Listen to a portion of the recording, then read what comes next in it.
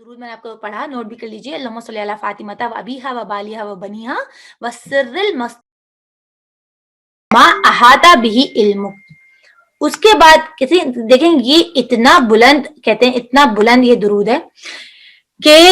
امام زمانہ سے بھی مروی، یعنی بہت مجرب درود ہے. اگر علماء کے آیت اللہ خمینی کے جو ایک بہت بڑے استاد، آپ نے یقیناً نام سنا ہوگا، علامہ جواد ملکی تبریزی، اتنے عظیم الشان جو تھے عالم، اور ان کی نماز جنازہ میں،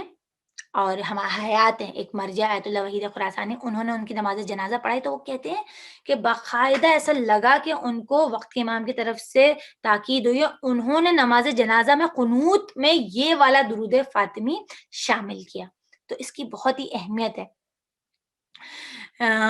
کہ اگر ہم اس درود فاطمیہ اور علماء اور مراجع کی تاکید دیکھیں تو کہ امام زمانہ کی طرف سے تاکید ہے. پھر میں نے آپ کے اقدام عرض کیا کہ علامہ جواد ملکی تبریزی کون تھے؟ آیت اللہ خمینی کے استاد، اور ان کی نماز جنازہ جو ہمارے وقت کے بھی مرجع ہیں آیت اللہ وحید خراسانی، انہوں نے پڑھائی، اور اسی وقت انہوں نے ان کی نماز جنازہ میں درود شامل یا پڑھیں گے واقعات میں تو انہوں نے شامل کیا. تو اس سے مطلب تھا ایسا لگا بہت زیادہ امکان اس بات کا تھا کہ ان کو تاکید آئی ہے. تو بعض علماء نے تو بلکہ کہا آپ کی کوئی بھی پرابلم ہو، کوئی بھی پریشانی ہو، 70 ٹائمز علماء کرام نے تاکید کی. کوئی بھی آپ کا مسئلہ ہو، امپاسبل مسئلہ ہو، 40 یا 70 ٹائمز مرتبہ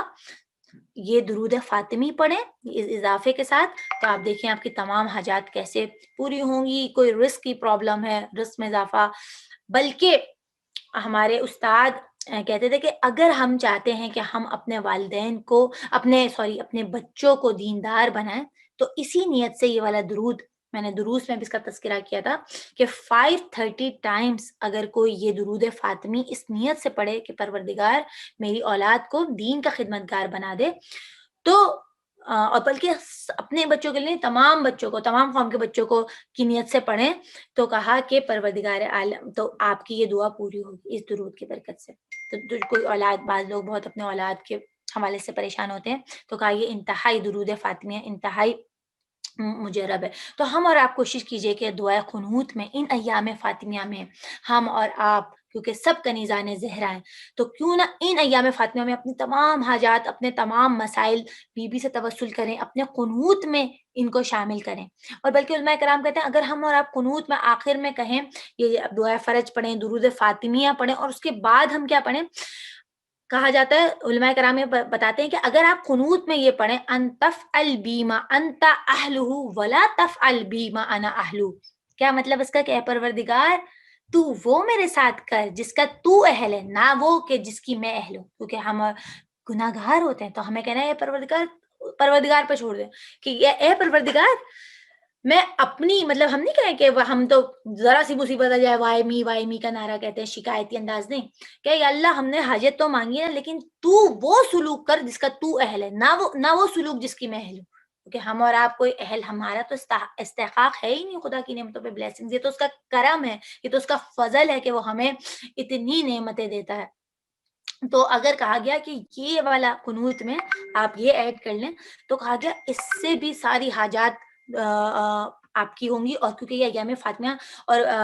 یہ جو ایام فاطمیہ پڑھ رہا اتفاق سے ہمارے جو نئے سال کا جو آغاز ہو رہا کریں، کیونکہ اسی میں ہمیں پورے سال کا رزق جمع کرنا ہے. تو آپ کی قنوت میں دعا کریں انتفل، اے پروردگار انتفل بیما انت اہلو ولا تفعل بیما انا اہلو.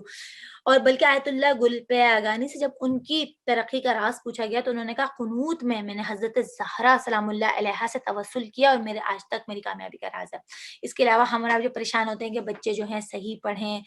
قرآن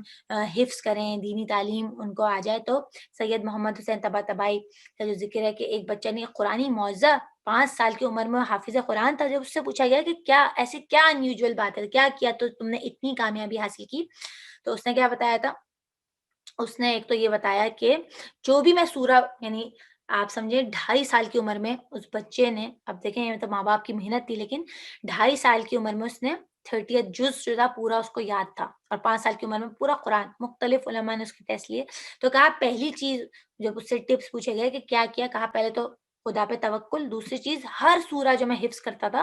وہ معصومین کو ہدیہ کرتا تھا. جیسے سورہ نبا حفظ کی تو اس کا ثواب رسول خدا کو ہدیہ کیا.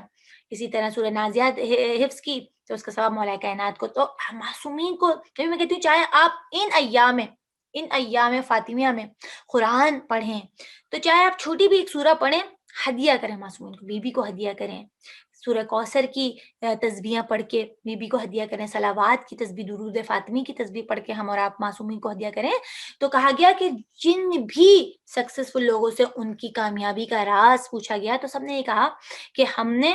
جو ہے حضرت زہرا سے توسل کیا. حضرت زہرا سے پڑھ کر یہ خصوصی صلوات جو میں نے آپ کی خدمت میں عرض کی درود فاطمی پڑھ کر بی بی زہرا سے توسل کیا تو آج میں اس مقام پر پہنچا. اللهم صل على فاطمة وأبيها وبعلها وبنيها بعدد ما أحاط به علمك